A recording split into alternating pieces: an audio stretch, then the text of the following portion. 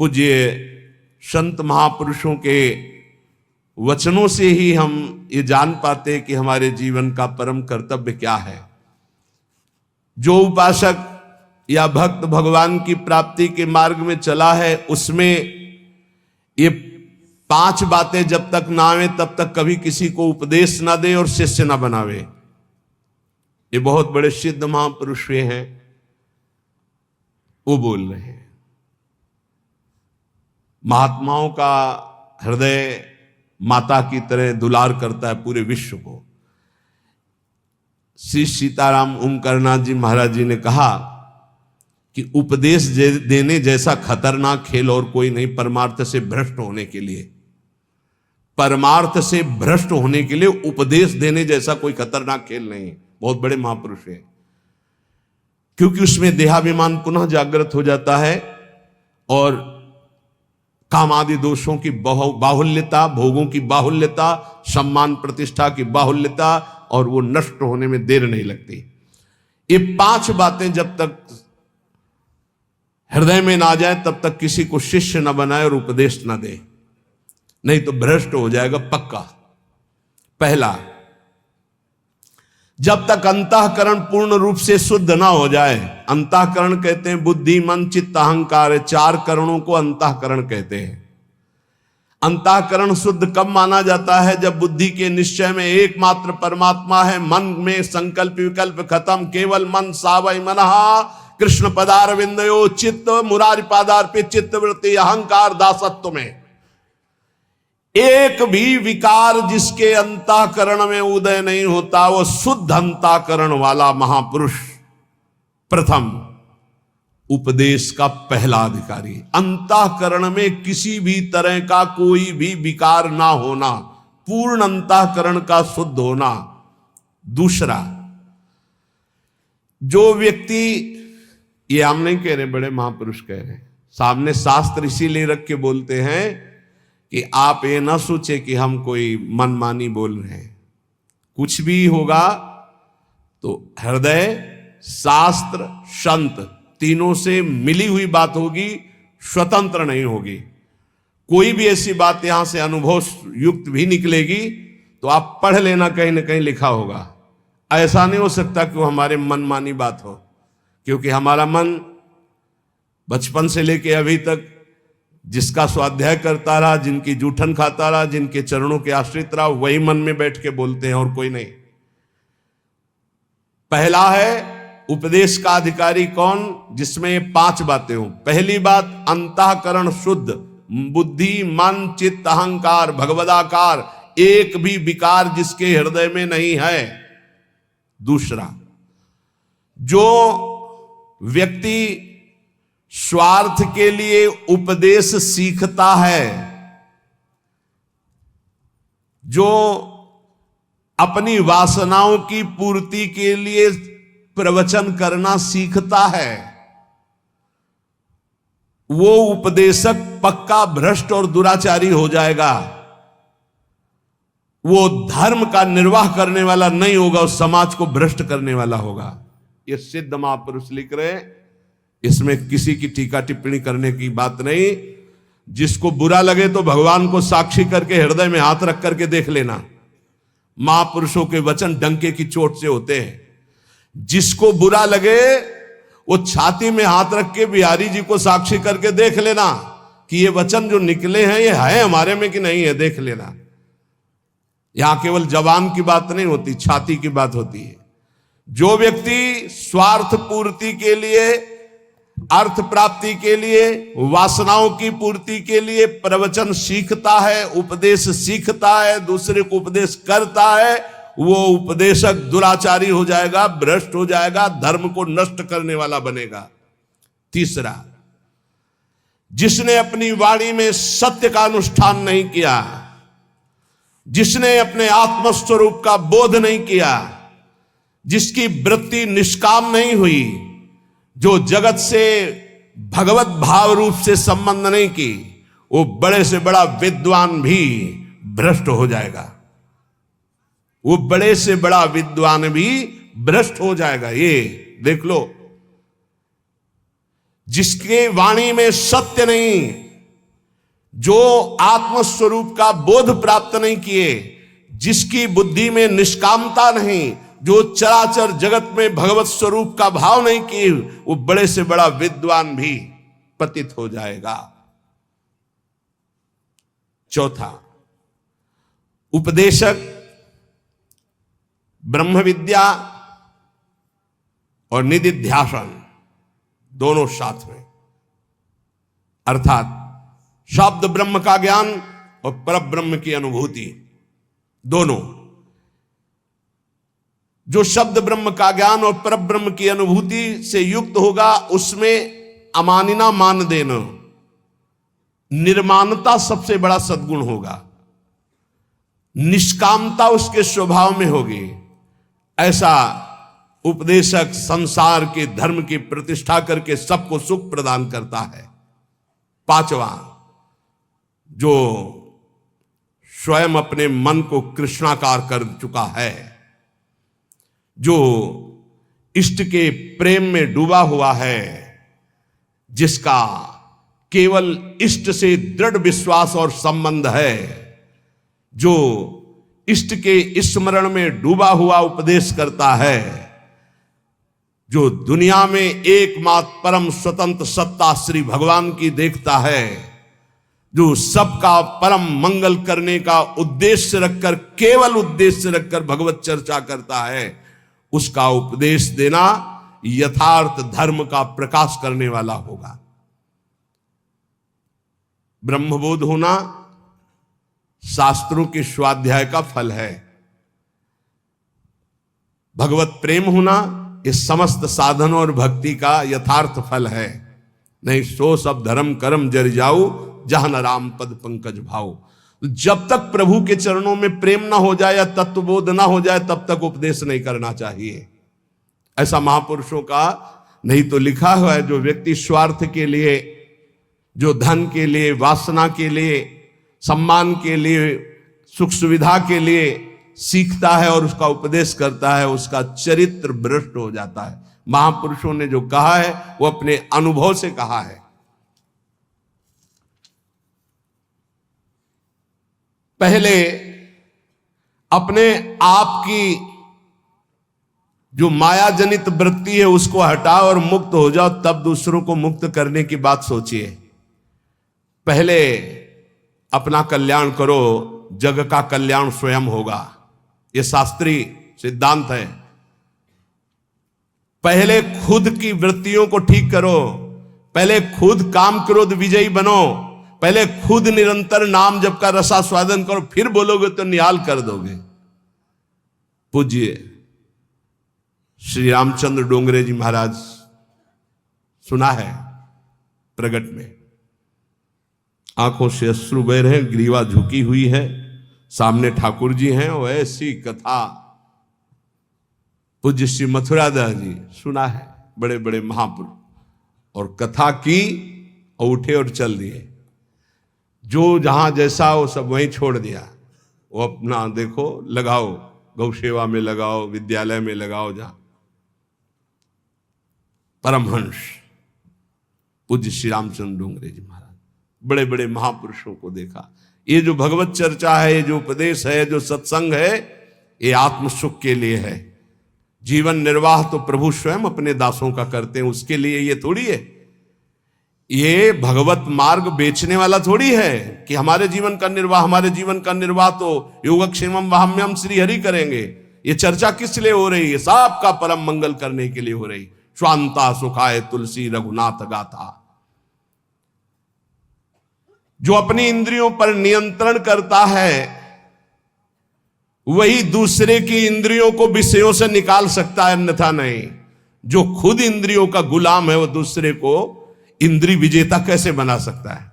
एक बार किसी महात्मा के पास कोई माई गई अपने लाला को लेके, कहा लाला हमारा गुड़ खाता है, हमारी बात तो नहीं मानेगा, आप पर श्रद्धा रखता है, आप मना कर दो।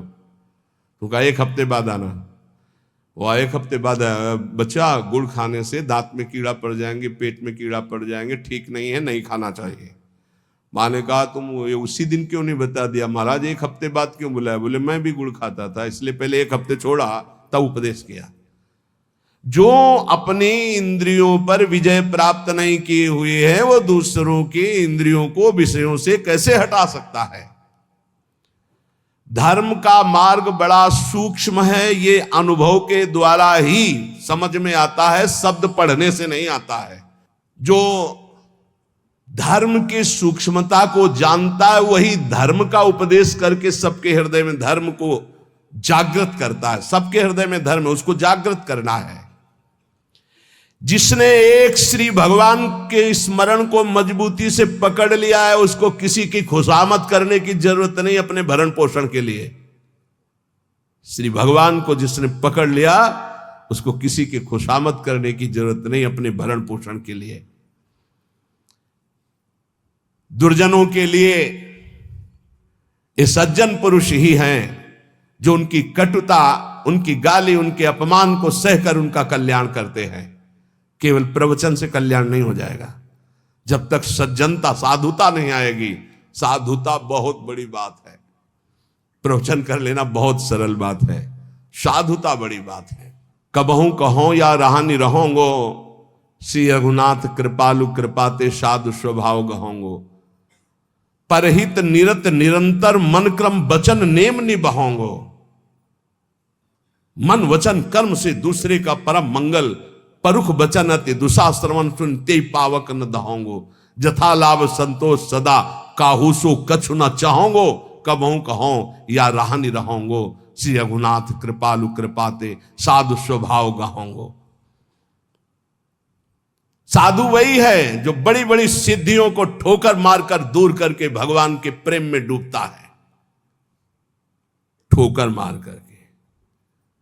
हित महाप्रभु कह रहे हैं, वेणु कानन क्वणित श्रवण सुंदर सुनत मुक्ति सम सकल सुख पाए पग पेलरी। आज तू ग्वाल गोपाल सो खेलरी। वेणु कान देख लाल बंसी बजा रहे हैं, बंसी में वो परमानंद की वर्षा कर रहे हैं कि अगर एक बार श्रवणेंद्री में पड़ जाए तो मोक्ष सुख को भी पैर से ठुकरा करके प्रेम रस में कूद पड़े।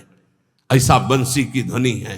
प्यारी जू से करे, लाडली जू देखो वेणु कानन कुणित श्रवण सुंदर सुनत मुक्ति सम सकल सुख पाए पग पेलरी। लाडली जू देखो कैसी अद्भुत बंसी बज रही।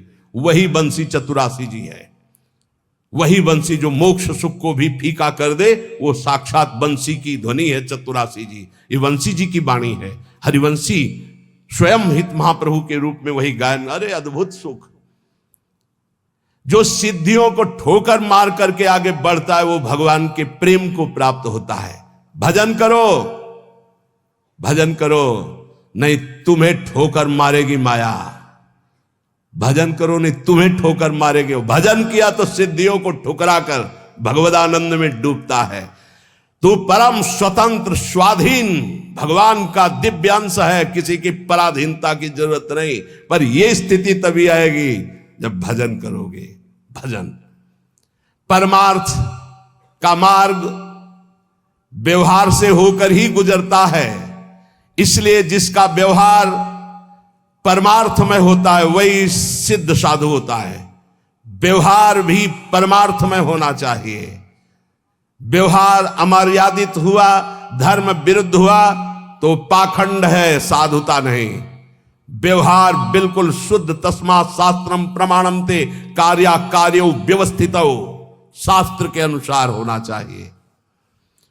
भगवान व्यापक है, सबके हृदय में है, तुम्हारे हृदय में भी है, पास में भी है, बहुत दूर भी है, अंदर भी है, बाहर भी है। तो पाखंड किससे करोगे, छुपाव किससे करोगे, दुर्व्यवहार किससे करोगे? जो ये जानता है वही साधु है। जो स्वयं नहीं कर सका उसको कभी उपदेश देने का अधिकार नहीं है। अपनी दिनचर्या ऐसी बनाओ जो गुरु प्रदत्त अनंत शक्ति प्रदान करने वाली अखंडानंद में स्थित करती है दिनचर्या। ऐसा कभी मत करो जो गुरु प्रदत्त दिनचर्या है उसका खंडन हो जाए तो दुख तुम्हें घेर लेगा, निश्चित समझना। ये बहुत बड़े महापुरुषों की वाणी है। अपनी दिनचर्या गुरु प्रदत्त ऐसी बनाओ जिससे अनंत शक्ति और अखंडानंद की प्राप्ति होती, दिनचर्या से ही होती है। ऐसा कभी मत दिनचर्या का खंडन करो जो तुम्हारी शक्ति को छीन करके तुम्हें दुख में फंसा दे। ऐसी दिनचर्या विजयी होनी चाहिए कि आपके पास समय ही नहीं है। आपके पास अपनी दिनचर्या से बड़ा सौभाग्य है अपने साधकों को कि 1 मिनट के लिए समय नहीं। अगर कभी कहीं ऐसा तो 1 मिनट निकालना मुश्किल है। अपनी दिनचर्या ऐसी बना दी है गुरु जी ने, श्री जी ने। किसी भी परिस्थिति में तुम्हारे मन में कमजोरी नहीं आनी चाहिए। चाहे जैसी परिस्थिति तुम्हें याद होना चाहिए, ये इष्ट के द्वारा पास करके भेजी हुई परिस्थिति, मैं डगमगाऊं क्यों, मैं भयभीत क्यों हूं? कोई न कोई बहुत मंगल विधान मेरे इष्ट ने भेजा है परिस्थिति, इसलिए मैं मस्ती से रहूंगा चाहे जितनी बुरी स्थिति क्यों ना आ जाए। हृदय में या बाहर परिस्थिति, स्थिति या परिस्थिति, संतुष्टा येन केनवा, ये बहुत बड़ी बात है। क्योंकि इष्ट ने भेजा है ना, चयन किया इष्ट ने, किस लिए? होगा कोई उनका विधान, मंगल विधान, शांत प्रसन्न मुद्रा, कभी खिन्न नहीं, निकल जाएगी परिस्थिति और स्थिति भी। कभी कभी अंदर में भी स्थिति गड़बड़ होती है, बाहर भी परिस्थिति। इन्हीं के वचन अभी सुनाए थे पीछे। पापियों का ऐश्वर्य बढ़ता है। प्रश्नकर्ता को सुन ले ध्यान से। ज्यादातर प्रश्न करते हैं कि धर्म में चलने वाले को बड़े धक्के मिलते हैं, पाप करने वाले बड़े मौज से होते हैं। पापियों का ऐश्वर्य बढ़ता है, स्वीकार करते हैं। क्यों? क्योंकि उनके पुण्यों का नाश किया जा रहा है। तुम धर्म के फल में संदेह मत करना। ये पापियों का जो ऐश्वर्य बढ़ रहा है, इनको जैसे फांसी की सजा देने वाले को अंतिम इच्छा पूरी की जाती है, ऐसे सर्वनाश का खेल इनका शुरू होने वाला है। इसलिए इनके पुण्यों को फटाफट भुगाया जा रहा है। भोग ले। हम तो अपनी भाषा में कहते थे एकांतिक में कि गए जैसे 4 आदमी 2 हाथ पकड़ के 2 पैर पकड़ के ले जा रहा है। आप कह रहे धन्य है, ना लिफ्ट से जा रहा है, ना पैदल जा रहा है, 4 आदमी की गोद में जा रहा है, 8वीं मंजिल पर ले जाए, धन्य उसका। धन्य नहीं है, ऊपर जाके पटकने जा रहे हैं नीचे। अब बताओ, ले जाते समय तो तुम देख रहे हो कि ना लिफ्ट में है ना पैर से चल रहा है, कितना सौभाग्य है। लेकिन परिणाम पता है आपको? ये 4 लोग उसको ऊपर 8वीं मंजिल में ले जाकर पटकने जा रहे हैं। अब क्या लगेगा? धन्य नहीं लगेगा, बोलेगा दुर्भाग्य है, मरेगा जाके। ऐसे ही पापी आदमी जब चारों खाने में हरा भरा नजर आवे ना बढ़ता नजर आवे, तो आप हाथ जोड़ के शोक मगन होना, अब मरेगा ये जाके। ये 4 जो ले जा रहे ना, ये ऊपर से पटकेंगे जाके। चारों तरफ हरा भरा, जिधर देखो उधर माला माल, जय जय जय जय, दिया सलाई लग रही सुकृत में, पुण्य में। क्योंकि पाप कर रहा है, अब भस्म होगा। कभी कभी गुरुजन जब समझाते हैं और जब देख लेते हैं ना कि बहुत पैंग लंबी बढ़ गई, तो मौन हो जाते हैं। नहीं समझता जीव, इसीलिए भगवान भी चुप हो जाते कि पहले जल ले। अच्छा, भगवान जानते कि तू मेरा अंश जलेगा, है नहीं, तेरी कपड़ा जलेगा। ये नयनम छिन्दन्ति शस्त्राणि नयनम दहति पावकः न चैनम क्लेदयन्त्यापो न शोषयति मारुता। भगवान का बच्चा आग नहीं जला सकती, शस्त्र नहीं छेद सकता, जल नहीं डुबो सकता, वायु नहीं सुखा सकती। तो अगर डूब रहा है और मर रहा है तो मर, क्योंकि आत्मा को कुछ होना नहीं है और तेरे पाप किया है तो भोग। भगवान ऐसे देख रहे हैं। तुम कहोगे बड़े दयालु हैं, नहीं, इस समय दयालु नहीं। दयालु जान रहे हैं कि मेरे अंश को कोई फर्क नहीं पड़ना, शरीराभिमानी पाप किया है, भोग ले। इसलिए वो अग्नि रूप भी हैं, वो जल रूप भी हैं, वो अपने में ही डुबो रहे हैं। किसको? अपने आप को। तुम्हें क्या फर्क पड़ रहा है? कुछ नहीं। हमारी भाषा समझ लो। कहें भगवान अब कहां गया, क्यों नहीं बचाया इनको, क्यों बचाए? उस समय जब उपदेश कर रहे थे कि ऐसा नहीं करना, तब तूने माना, नहीं माना तो भोग। तो बोले दया क्यों नहीं है? दया इसलिए नहीं कि असली वाले को जलन नहीं होगी और नकली वाला बचेगा नहीं। क्या? ये नकली है, यही जलेगा। असली जो भगवान का अंश है उसमें कोई ताप नहीं लगता। तो इसलिए भगवान शरीर, जैसे ये कपड़ा जल जाए तो अपने को क्या फर्क पड़ेगा, हम तो बच गए। बोले बड़ी कृपा, हम बच गए, कपड़ा जल गया। ऐसे ही कपड़ा जलता है, हम बिल्कुल नहीं जनते, हमें न कोई शस्त्र छेद सकता है, ना अग्नि। तो ये जब भगवान का अंश जीव है, भगवान ये जानते, इसलिए दया नहीं करते। अब कोई सही ढंग से चले और फिर उसके कपड़े में भी खरोच आने की बात होगी तो भगवान नहीं आने देंगे। और तुम दूसरों के शरीरों को भून भून के चटनी के साथ खाओ तो बिना चटनी के आग तुम्हें भून देगी। हमारी बातें बुरी लगेगी लेकिन लिख लो, बिल्कुल फायर विकेट तब आएगी जब भून के तैयार हो जाओगे। पहले बूंद नहीं पानी मिलेगा क्योंकि तुमने चटनी लगा के खाया है। वो अग्निदेव बिना चटनी के तुम्हें खा जाएंगे क्योंकि वही अग्नि भगवान का स्वरूप है।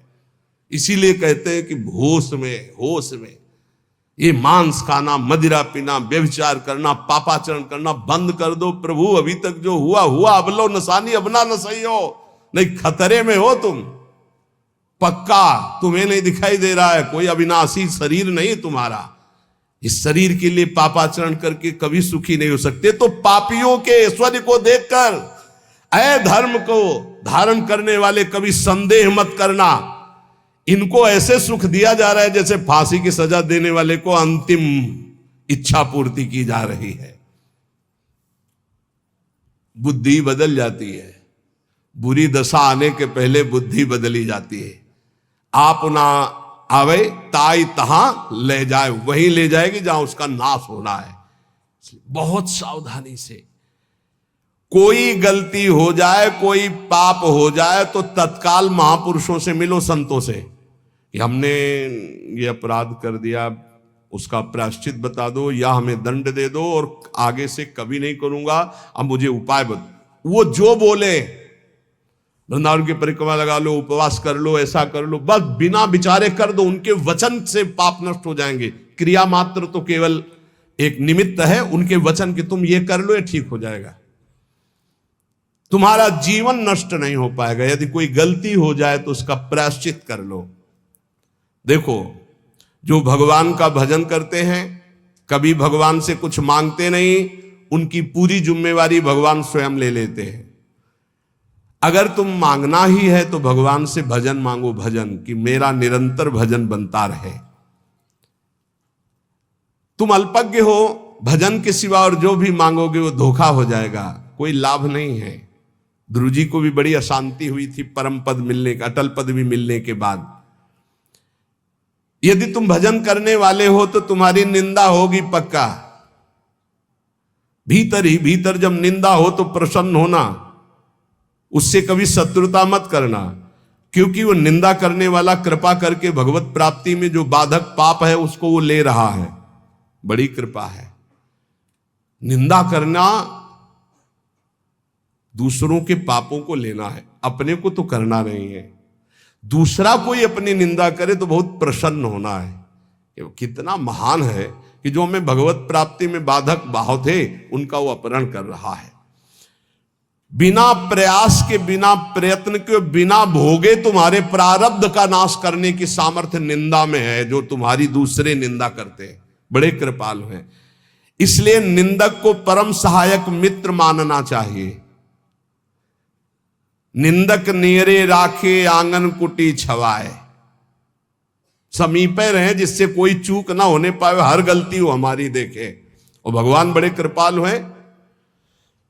निंदक को सूक्ष्मदर्शी लगाने की जरूरत नहीं होती, सीसी कैमरा लगाने की जरूरत नहीं होती। उनके कान और नेत्र वहीं लगे रहते हैं और वो एक एक बात पकड़ करके साधु की और उसको निर्मल करते रहते हैं। इसलिए धन्य है, प्रणाम है, स्वस्थ रहे निंदक।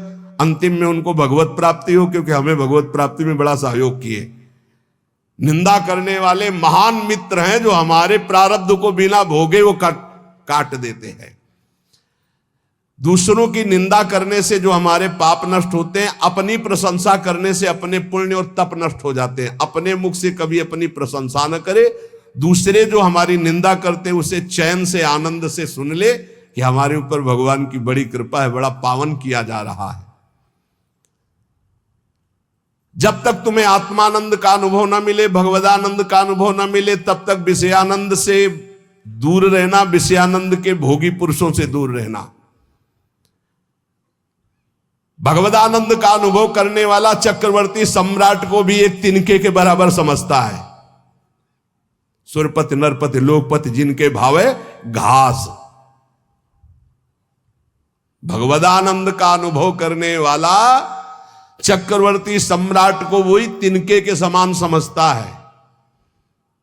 अब अंदर से देख लो, प्रभु के प्रति भाव है या धन के प्रति या पद के प्रति, तो वैसे ही हो जाएगा। भगवदानंद जिसको अनुभव हुआ, सुरपति नरपति लोकपति जिनके भाव है घास। ये बात अंदर से समझो। अपमान किसी का करना नहीं, पर अंदर से किसी के प्रति ऐसा भाव न रहे कि धन को लेकर, रूप को लेकर, अभिनय को लेकर, पद को लेकर के हमारा गर्व है कि हमारे पास अमुक आए, हमारा गर्व है कि हमारे पास परमहंस आए, अवधूत आए। हमारा गर्व, ये उनका सौभाग्य है कि उनको एक बार इस रज में माथा रखने का सौभाग्य मिला। ऐसा करो कि अब कुछ करना न पड़े। ऐसा करो कि मां के गर्भ में वास अब ना करना पड़े। ऐसा करो कि मनुष्य जन्म अभी आखिरी जन्म हो और हम श्री भगवान को प्राप्त हो जाएं। अगर माली से संबंध रखोगे तो पुष्प वाटिका का कोई भी फूल तुम चयन कर सकते हो। ऐसे ही यदि तुम भगवान से संबंध रखोगे तो अनंत ब्रह्मांड भगवान की पुष्प वाटिका है। किसी भी ब्रह्मांड में स्वतंत्र रूप से तुम जा सकते हो। कैसे? जैसे माली के होकर बगीचे में घूमो, आनंद ले रहे हो, कोई फर्क नहीं पड़ता। लेकिन एक जंगल में जाके भटक गया है वो, और एक जो माली के साथ उसी जंगल में आनंद ले रहा है वो, एक जो जेल में कैदी बना है वो, और एक जो जेलर बनकर वहां कैदियों के बीच में है वो, दोनों में अंतर है। अब कैदी बन के नहीं रहना, अब जेलर बन के रहना है। अब भटकना वाला नहीं स्वरूप है, अब मालिक के साथ रहकर भ्रमण करना है, आनंद लेना। अनंत ब्रह्मांड मेरे स्वामी के हैं और स्वामी की स्मृति के साथ कोई भय नहीं। अब ये कर्म बंधनों की जेल में नहीं रहना, ये मनुष्य शरीर पाकर अब स्वतंत्र होना है। ये बात अंदर बैठा लो। विषयी का संग साक्षात काले सर्प के संग के समान समझो।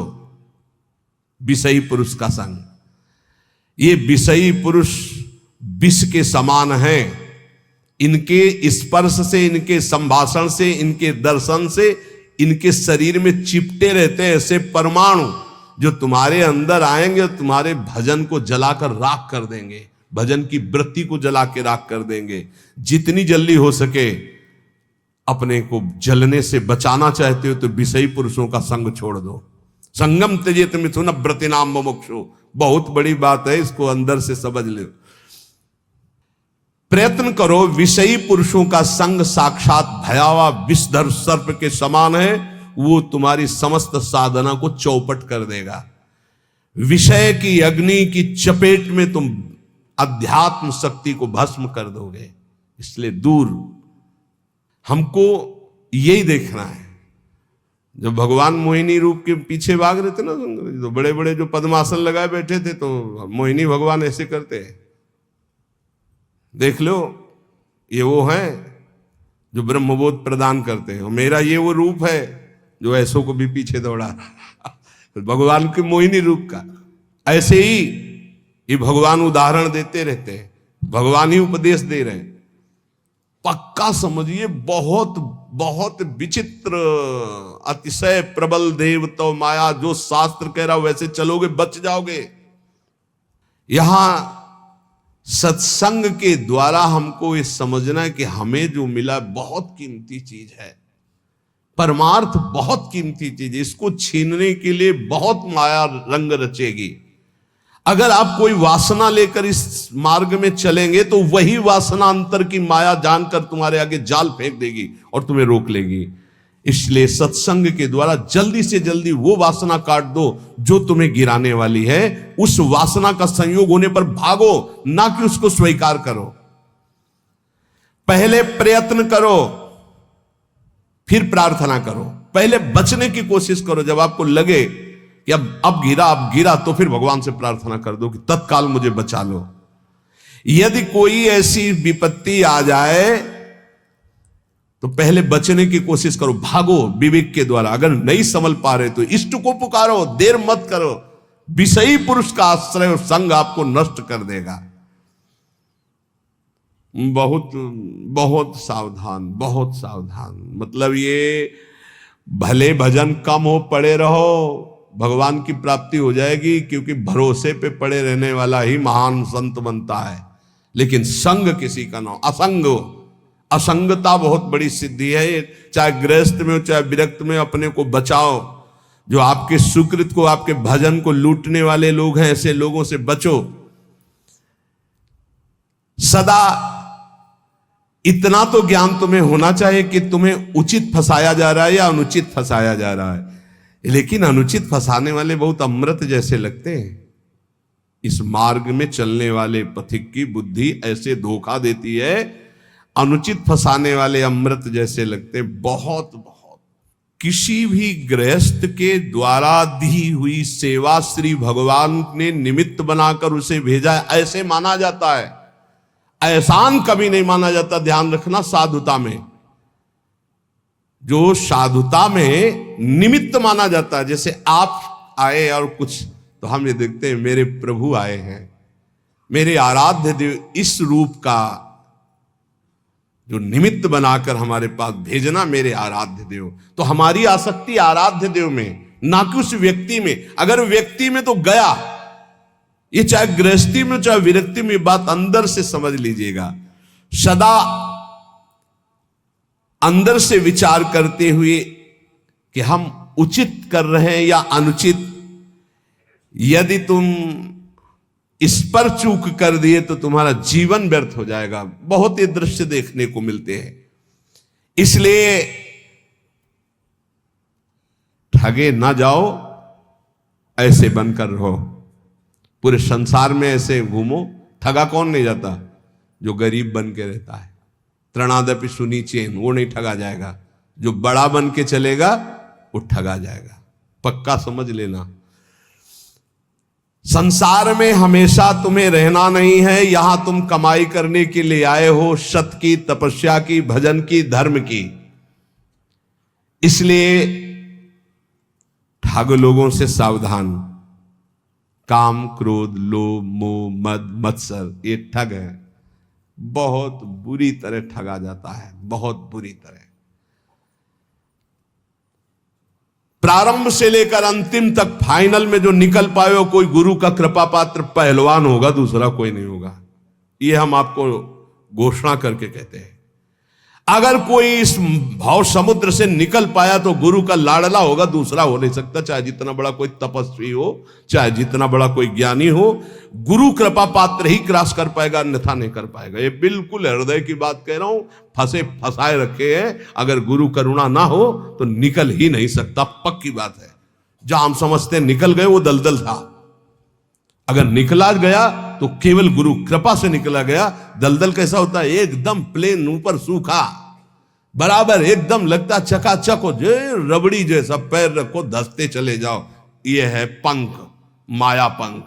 इससे केवल गुरु का लाडला ही निकल सकता है। ये बिल्कुल जय घोष के सहित हम कहते हैं, जिसने अपने गुरु चरणों का आश्रय लिया वो माया पर विजय प्राप्त कर लिया। अन्यथा उसके इतने हथकंडे फंसाने के हैं कि को बिरला, जो कहो हरिवंश रस बिरलो समझनहार, एक दुई जो पाइए खोजी सब संसार। जो गुरुदेव का अभिन्न अंग बन जाता है, उस शिष्य को अपने उद्धार के लिए बुद्धि का प्रयोग नहीं करना पड़ता। ये हम बड़े बड़े महापुरुषों के वचन सुना रहे हैं। जो शिष्य अपने गुरुदेव से छल कपट और झूठ बोलता है, उससे बड़ा महापापी और कौन हो सकता है? एक बार एक महापुरुष ने कहा था कि संसार में कहीं भी झूठ हो जाए, कपट हो जाए, पाप हो जाए, तो एक जगह है गुरुदेव का घर, गुरुदेव के चरणारविंद, जहां खुला बेपर्द हो जाना चाहिए। बेपर्द का मतलब, महाराज ऐसी गलती हुई, ऐसे पापी हूं, ऐसा नीच। वहां बिल्कुल भय मत करो, झूठ मत बोलो, छल कपट मत करो। वो तुम्हें डांटेंगे, भगा देंगे, तिरस्कार करेंगे, कभी हमारे सामने मत आना, जा ऐसा, वो सब पाप नष्ट हो जाएंगे। यहां कह रहे जो गुरुदेव का अभिन्न अंग बन जाता है, उस शिष्य को अपने कल्याण के लिए बुद्धि लगानी नहीं पड़ती। और जो गुरुदेव के सामने छल कपट और झूठ बोलता है, उससे बड़ा कोई पाप नहीं होता। कहां मोचन करोगे? सब पापों का मोचन करने वाले तो सदगुरुदेव भगवान है। भारी से भारी वैष्णव अपराध बन गया हो कोई भी, एक तो वो उपाय बताएंगे कि जाओ उन्हीं के पैर पकड़ो, नहीं हो रहा, अगर वो कह दें कि जाओ अच्छा कुछ नहीं सब ठीक हो जाएगा, बिल्कुल संशय मत करो, कोई अपराध नहीं लागू होगा। ये हम तस्मात् शास्त्रम प्रमाणम की बात कह रहे हैं। गुरु माफ कर दे तो विश्व का भारी से भारी अपराध माफ हो जाता है। अगर कितना भी बड़ा अपराध बन गया हो और गुरु जी उलट कर ये कह दे कोई बात नहीं, जाओ कोई बात नहीं, तो तुम्हारा निश्चित सारे अपराधों से अपने आप प्रायश्चित हो गया उनके एक शब्द कहने से, कोई बात नहीं, जाओ कोई बात नहीं। बड़े से बड़े अनर्थ का नाश गुरुदेव के एक शब्द से हो जाता है, जाओ कोई बात नहीं। वेद शास्त्र को सामने रखकर अत्याचार अनाचार करना, झूठ बोलना, कपट करना, तो क्या तुम्हें यह पता नहीं कि प्रभु घटघटवासी हैं? क्या वो प्रभु नहीं देख रहे कि तुम शास्त्र को सामने रख करके क्या आचरण करते हो, क्या बोलते हो?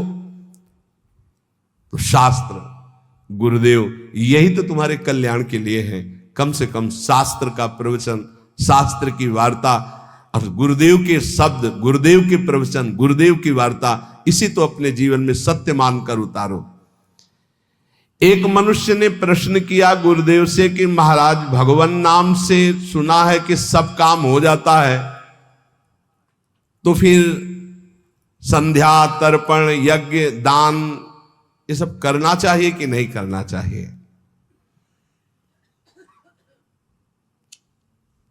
तो उत्तर दिया गुरुदेव ने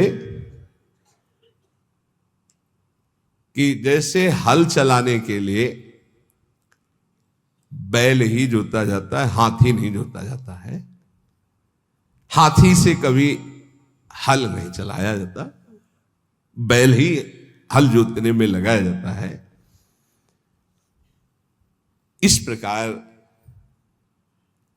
जैसे दान देना है या संध्या तर्पण आदि करना है या और अन्य कार्य हैं, भगवान नाम बड़ा महान साधन है, उसको केवल भगवत प्राप्ति के लिए रखो।